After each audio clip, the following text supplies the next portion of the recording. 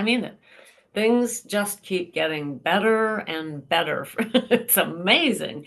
And after suffering for over 30 years, I freaking deserve it. You do too. I'm not kidding. The more I think about the past, I think, geez, so much wasted time, so much suffering how am I going to make up for that? Well, I'll tell you how, by living right here, right now, in the moment today with you and building a beautiful future and having forgiven the past, not just myself, but others. I mean, there's such reward in that. And that's what I want to talk today with you about. I want to talk to you about the fact that to get started on feeling like this, it starts with uncomfortable action. I know it's the last thing you want to hear, but that's how it starts. And the fact that I was unwilling to take uncomfortable action left me stuck, just stuck right there in this stupid little treadmill for decades.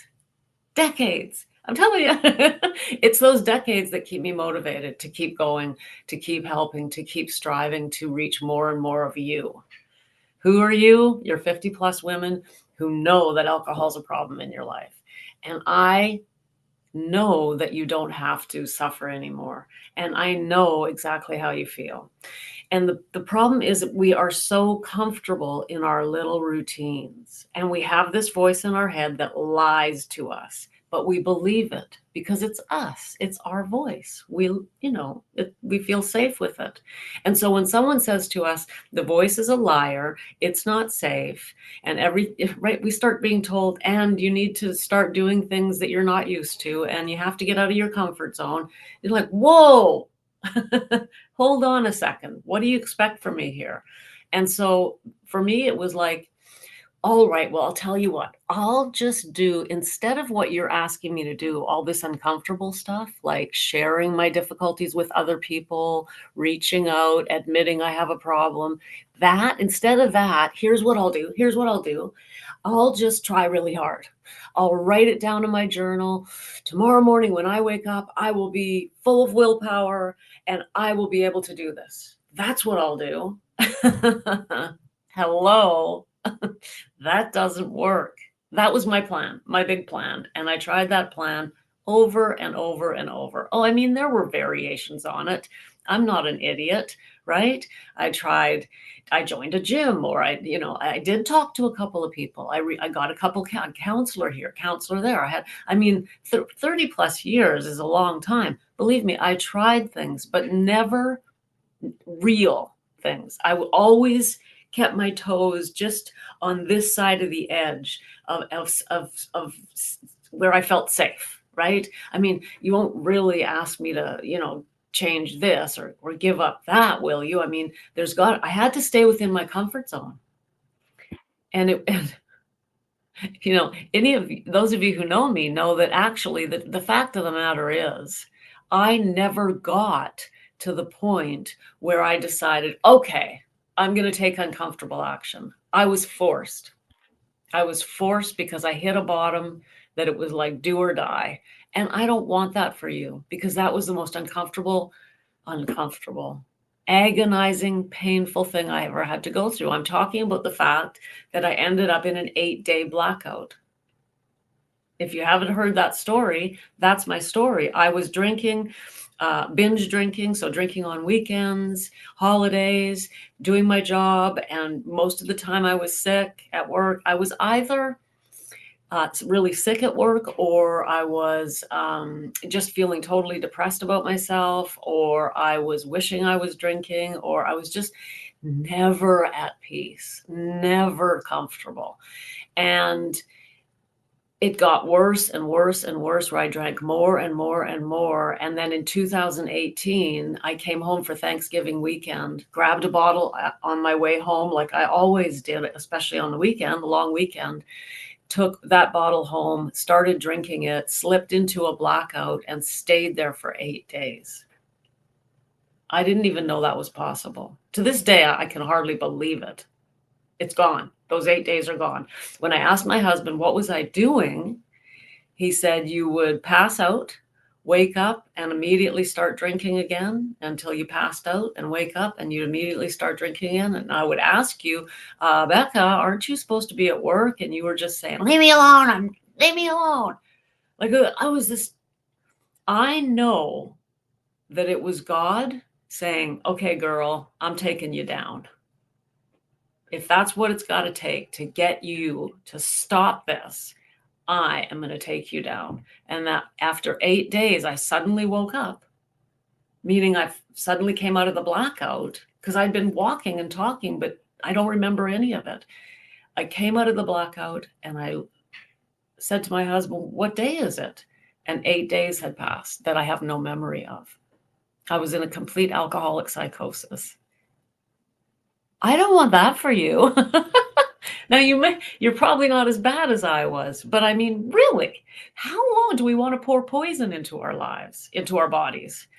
How long do we want to half live? How long do we want to have regret? How long do we want to worry? How much of our lives do we want to waste? So, at that moment when I realized 8 days had passed, I'd missed a whole entire week of work. So the first thought I had was, well, I've done it. I've lost my job. My career is over. I'm screwed, right? And to make a long story short, I had to pick up that phone.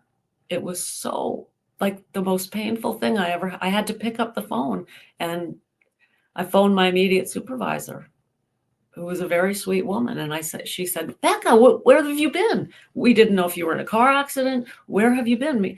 I had students to teach, and they were going to the dean and saying, our teacher didn't show up for a week.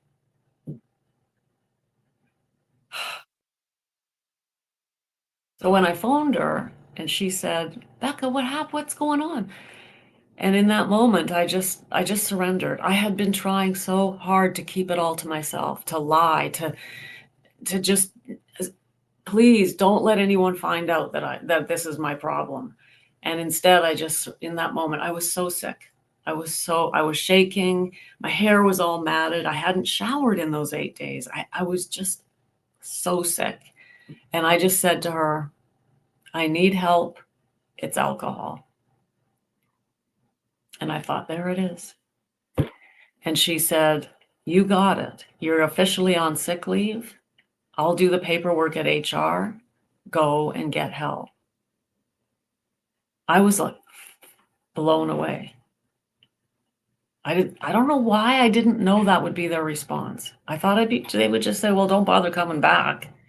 I mean, I think some employers would have, but I know that this was God saying, you're coming, you got it. This is enough, Becca. There's a life that you need to live waiting for you. Enough already. And so my husband drove me to hospital. I was there for 7 days detoxing. And from there, I went directly to a residential treatment center where I stayed for 2 months. And then when I came out of there, I was on 4 more months sick leave. And then I came back to work. No one's ever said anything to me at work about it. You're probably a long way from that. And I'm glad. But in some ways, it could be harder for you. Why? I'm not just saying that. Because if you're not anywhere near hitting some horrible bottom like that, this could go on for the rest of your life. Like if you're just drinking a couple of days a week and you don't like it, or if you know what I mean? If nothing's ever going to push you, if you're never going to get that shove like I got, if you're never going to hit a bottom, what's going to stop it from just going on, leading a life of mediocrity for years to come? Years could go by. I'm grateful that happened to me. I am now grateful for that experience, because I would probably still be just plugging along, leading a very, very depressing life. Just no growth, no happiness, total and complete loneliness and isolation, because I couldn't tell anyone. At least I thought I couldn't. I mean, that's the thing. Our lies. Look, if you're living in with this, "Oh, I think I have a problem. I don't know what to do." We have to take, and this is my motto, my message today. We have to be willing to take uncomfortable action. I was lucky enough that I was pushed. God said, "Guess what? I'm pushing you over the edge. You're going, ready or not, girl, here we go." No, if you're not going to get if you're not bad enough that you're going to get that kind of push, you're going to have to do it yourself. You're going to have to say, "Okay, I'm going to take some uncomfortable action," because otherwise this silly little it's not silly. This little routine I'm in of drinking and regretting and not wanting to drink and drinking against my will, it's just going to go on and on and on and on and on. So you're going to have to find it inside you to say, that's it. I'm taking uncomfortable action. And what is that? What do I mean by uncomfortable action? You're going to have to reach out and ask for help from somebody. You can reach out to me. Yes, that's what I do. I help women. If you're like, no, I don't want to go that route, that's okay. Go to a 12-step meeting tonight. If you don't want to do that, find a counselor. If you don't want to do that, find another coach. Do something that you don't want to do and do it today. And then when you wake up tomorrow, you can say, okay, that was uncomfortable, but I now have someone new in my life who's going to help me. Or I went to the meeting last night and I met some other people just like me. Or I made the call, or I booked an appointment with Becca. I'm meeting with her. She's going to talk to me about my options. Whatever it is, you can wake up tomorrow with something new in your life because you took uncomfortable action today. How long do we wait?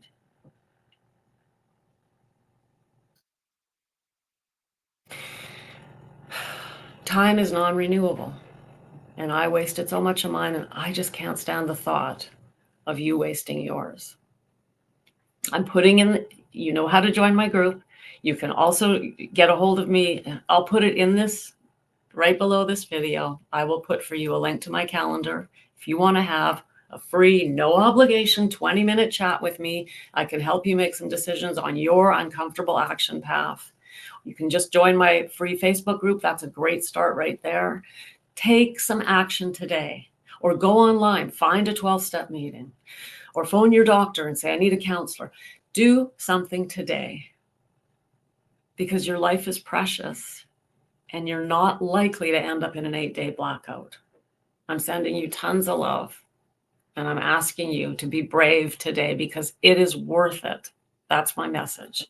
Sending you tons of love. I care about you, and I know you can do this. There is so much happiness and peace of mind waiting for you, where you no longer have to worry and feel guilt and shame and loneliness and isolation. It can end sooner than you think. Sending you love. I could go on and on. Bye for now. Thank you for watching. Please give me a replay hashtag just so I can send back some love for you. Bye for now.